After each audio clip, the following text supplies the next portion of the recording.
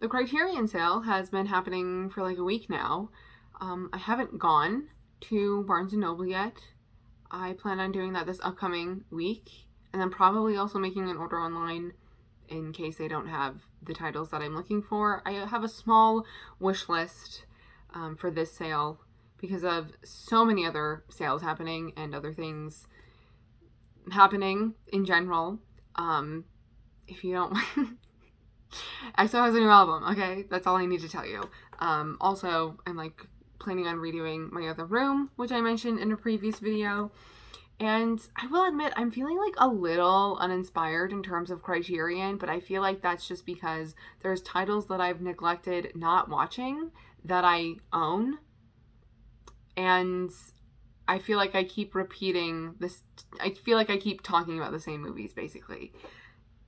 Hopefully that isn't happening in this recommendations video, but in case random people click on this video, I have some titles that they may be interested in, or even if you're a frequent viewer of my channel, we've got some stuff here that I'm gonna mention, and also I just need to give you an update on my summer reading and adaptations announcement project, like Purple Noon in the Summer of Visconti, basically. Still happening, don't worry, but you have more time. If you, if you don't know what I'm talking about, I have like an announcement video that I'll link in the card and in the description. I'm basically reading certain books and watching their adaptations. One adaptation of which I have already seen, and it is my favorite movie. And those are also my first like handful of recommendations here. I don't know when those videos are going to be coming though.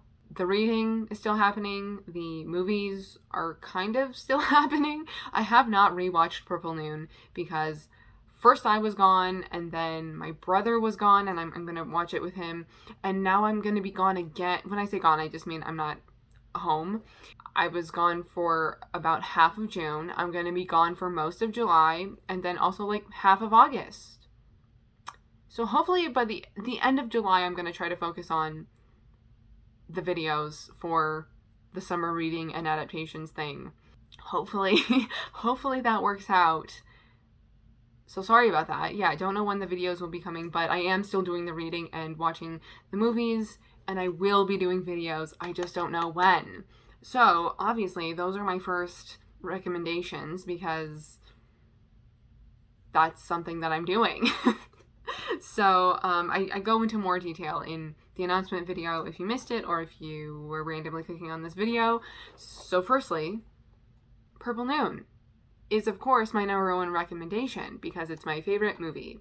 It's an adaptation of a particular book that I don't like to tell people the title of because I didn't know it was said adaptation when I first watched it. And I like giving people the opportunity to go into it blindly if that's how they wish to go into it. I'll also just say that it's very interesting reading the source material because, like, your main character, what are you doing? What's in your head? I have so many questions. Also great for summertime. So great for summertime. I like that this adaptation, and there's also another adaptation of the source material, they keep it very summery, and actually there's more seasons in the book. So there's more seasons. I will also mention very quickly that it is kind of easy to know what this is an adaptation of because like it says it on the back. So if you don't want to know, if you would like to go in blindly, then just watch it. Just don't read anything about it. Don't look into it. Don't pay too much attention to the opening credits because it will tell you the title. So yes, Purple Noon, French film from 1960, directed by René Clément. Spine number 637. So reading that book. Also, like I have, that was a June pick, and then also in June, The Leopard, directed by Luchino Visconti from 1963, Italian, spine number 235. I do know that there was like an older, like digipack kind of edition of this, as opposed to like the clear case. Senso, I don't have. This is obviously one of the titles that is on my wish list to get for this sale. Also directed by Luchino Visconti. and I don't know the year of that one. But Senso is my July pick for my project thing. I don't know what to call it. I need like a more concise title for it. And then August, Death in Venice. Oh my god, I'm so sorry about the glare. Like, from 1971, spine number 962. Death in Venice. I talk more about those in like the announcement video, which is why I'm not going into like the details of those plots really. So my next pick, I tried to adjust the brightness and I don't think it worked. But my next recommendation is A Room with a View from 1986. This is spine number 775. This is a Merchant and Ivory film. It's an adaptation of an Ian Forster novel. So far this year, I've been wanting to have at least one book a month be a title that has an adaptation that I own. And so I had A Room with a View because I had the book, but I hadn't consumed either thing yet.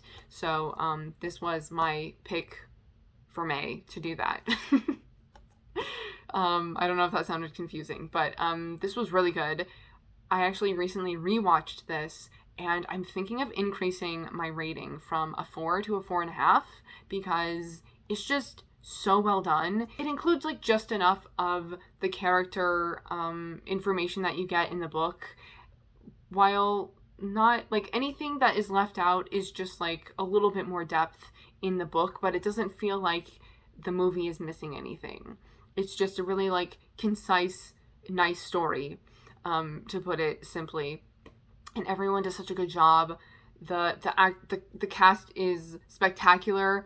In particular, I think Daniel Day-Lewis as Cecil is just hilarious. He's so funny. Like, he took me off guard the first time that I watched the movie, but then by the end of the movie, I was like on board with what he was doing, which is actually really similar to the way that I read the character because of the like this kind of journey that he goes on, this arc that he has.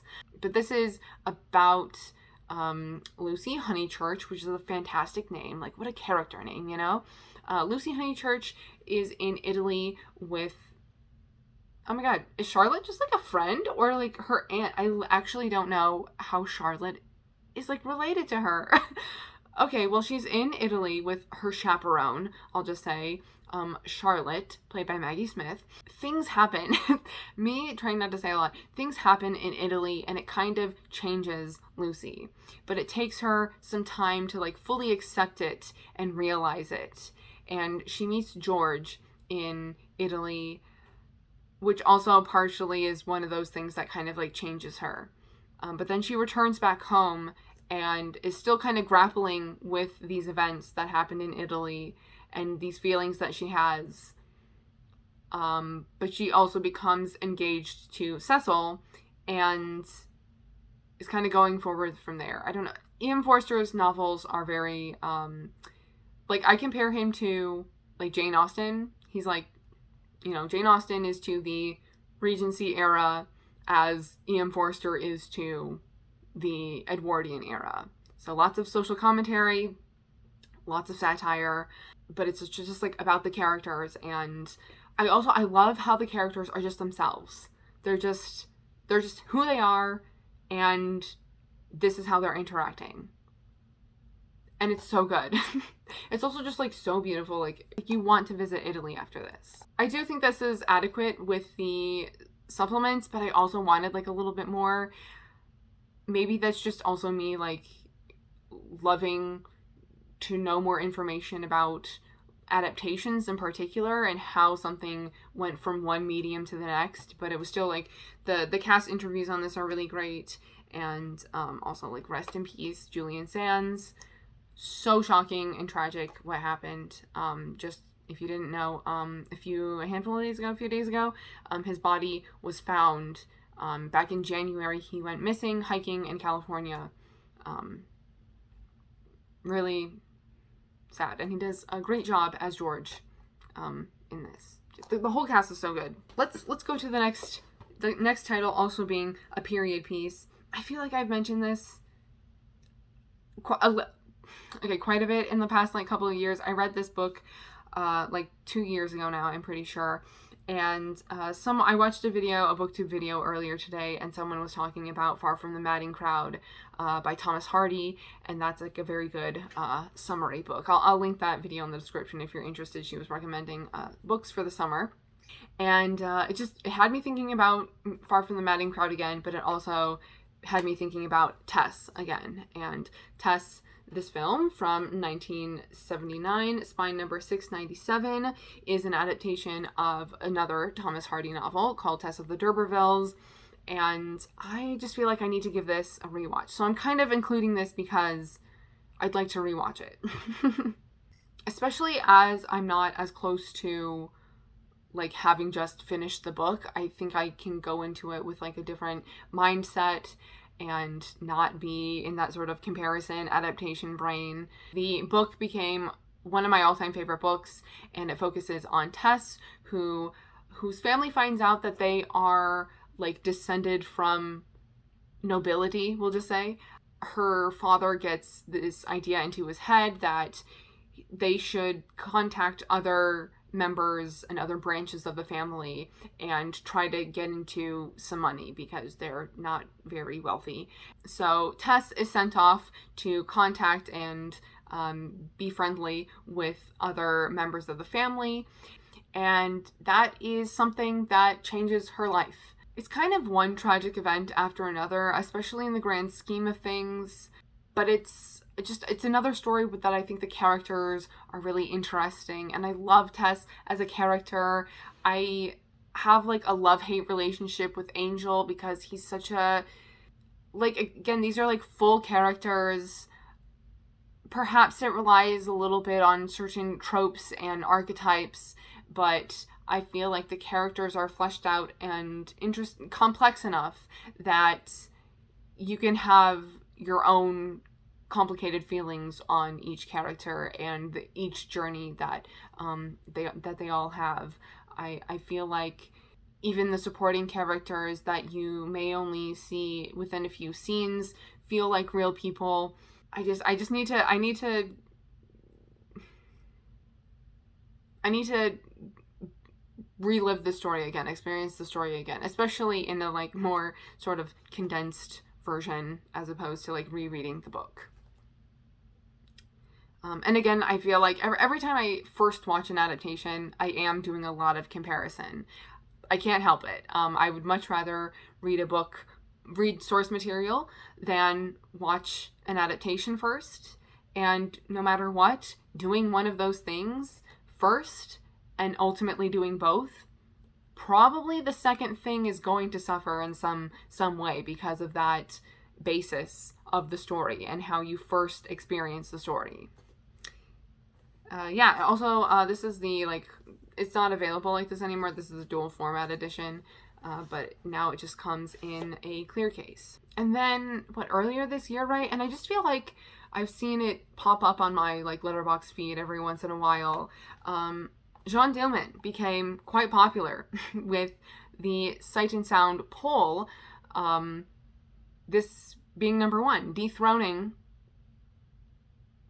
what number one before?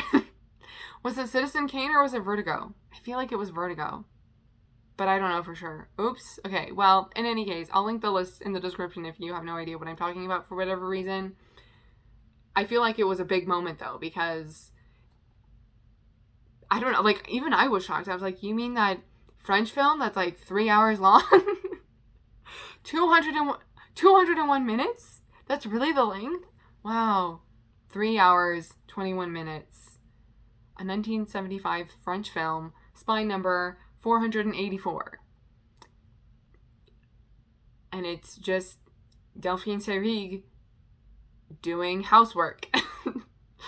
I mean, essentially, that's the crux and the basis of the story. But there is more to that, and I swear, the ending is so surprising. The ending was so shocking to me. I was like I was speechless.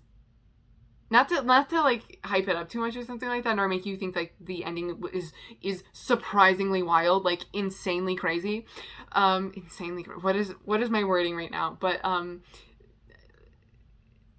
the ending does take a turn, and I was like, was it building up to this and I just didn't see it? Maybe. I've only seen it once, but I feel like if you didn't get it earlier in the year, if you haven't gotten it in a sale previously or didn't watch it earlier this year, after it being number one now on the poll, now's your time to get it, to watch it. And then my next recommendation is connected to Jeanne Dielman because Delphine Seyrig is, that's the main actress who plays Jeanne Dielman, right here on the front. She's one of my favorite actresses and truly underrated. Like, I don't hear a lot of people talking about her.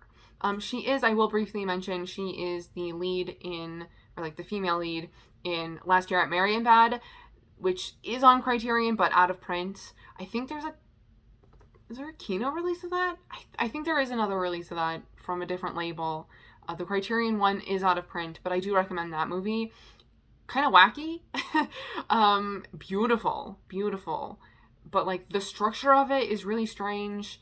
I know it's not for everyone, but that is also a recommendation. That's another movie I need to rewatch. That one is actually also directed by Alain Resnais, which Muriel, or The Time of Return, is directed by. So this is from 1963, another French film, spy number 824.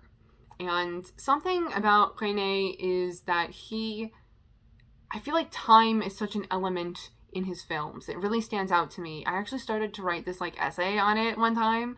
I should go back to it. Yeah, because I have like 3 movies that kind of that I immediately think about and connect in this way, with time being significant, is Muriel, Last Year at Marienbad, and Je t'aime, Je t'aime. I'm pretty sure those 3. Maybe even another. I just can't think right now. In any case, this is, I might need to remind myself, refresh my memory a bit.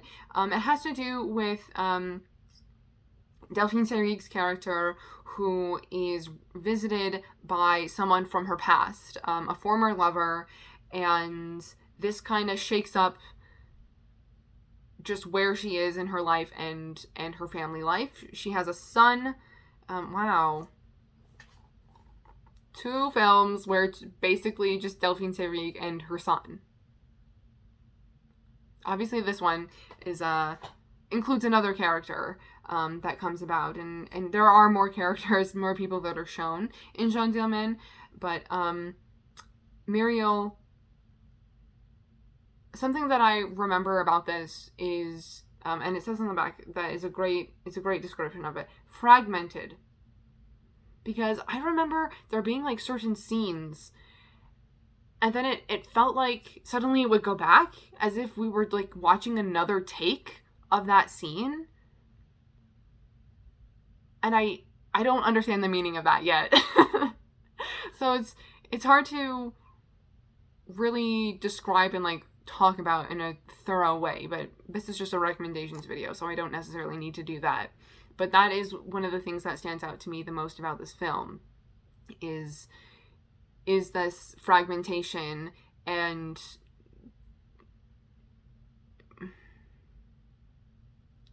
there's like a picture that I have in my mind, kind of like shattered glass, like shattered mirror.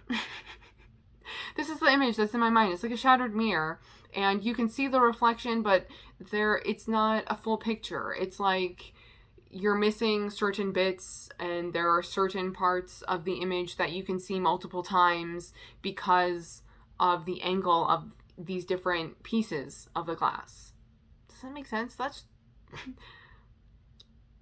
That's how I'm gonna recommend Muriel, or The Time of Return, okay? And lastly, I have the complete Jacques Tati set, which overall is spine number 729. And then each movie is spine number 730. Oh no, these are not these are not in order. So we have Jour de Fête from spine number 730 from 1949. Monsieur Hulot's Holiday from spine number 110 from 1953. Mon Oncle, spine number 111 from 1958. Playtime, spine number 112 from 1967. Oh my goodness. Parade, spine number 731 from 1974. Why is this the order that I'm going in? I'm so sorry. Traffic, spine number 439 from 1971. And then Tati shorts, which there's like multiple in here. There is, oh gosh, On demande un brut from 1934. Gai dimanche from 1935. Schwagn, Ton gauche from 1936. Écho des facteurs from 1946. 46? Yes. Cours du soir from 1967. Dégustation maison from 1977. Forza Bestia from 1978. Is that a name? Okay, it says a soccer documentary. Huh, okay. That was unexpected. I'm assuming that's somebody's name, and perhaps they're not French because it didn't seem like a French name to me. I have not completed this yet. Oh man, I have this crazy box set of books about him and his work and like going through his work. I'm gonna complete this box set and read those books and showcase it all in a video later this year. Like probably September, to be honest. Like if I'm trying to give you some sort of timeline. I have seen Mon Oncle before, which I love. Like I looked at my rating of it and I only gave it 4 out of 5 stars, and I could have sworn that it's a 4.5 out of 5 for me. I'll probably increase the rating of it when I rewatch it. I've also seen Playtime, which I didn't like as much, but I still really liked. And then so far in my journey of watching this, I had previously watched those on the Criterion channel before I had the box set, and now that I have it, I got this during the flash sale, I'm pretty sure, back in March or whenever it happened. So far I've only watched the shorts that were before Jour de Fête. So I'm gonna watch it all chronologically and rewatch Mon Oncle and Playtime. So and also read the books. That it's a massive box set and it's really heavy. So I'm just leaving it in the other room. I'm gonna go through those books and learn more about like his life and the making of his films and such. And then probably talk about it all at some point. And then of course this also comes with. Okay, it's stuck. This also comes with a booklet. I can't get it out for some reason. Oh, okay. I got it. I tried and I succeeded. And because I tried, I will show you. Oh, here we go. Oh, adorable. Cool. It's mostly a doodle on a handful of pages, but mostly just writing. And it's 62 pages.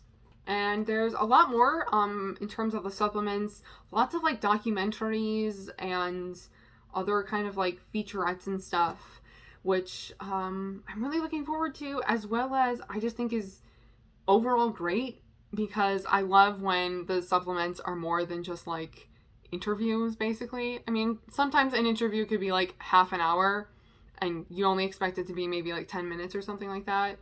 But I love when like fuller features are the supplements, you know what I mean?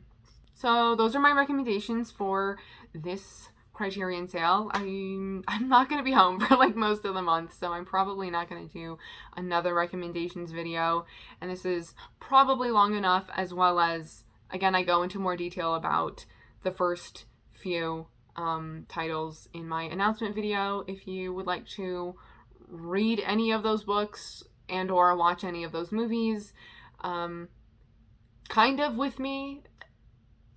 Again, I won't get into it, but at least watch Purple Noon. I would love to know what you're picking up, or if you've already gotten some stuff, and what any of your like high recommendations would be. You can give recommendations in general, or they can be like, hey, I recommend this to you. Because yeah, my list is not very there's 3 movies that I'm thinking about getting. So as like for sure titles, maybe I'll get like 1 or 2 more. I spent a lot on EXO albums though, so I'm trying not to spend a lot. But I love hearing recommendations in general. I also have the Criterion channel, so I feel like that is a little bit more of an incentive to like not get a whole lot this sale, personally. But yeah, any personal recommendations that you have, if you're like familiar with my taste, or kind of can get a vibe from these if this is your first time seeing me, basically. I'm going on about this long enough. So yes, thank you for watching, and I'll see you in my next video. Happy Criterion sale!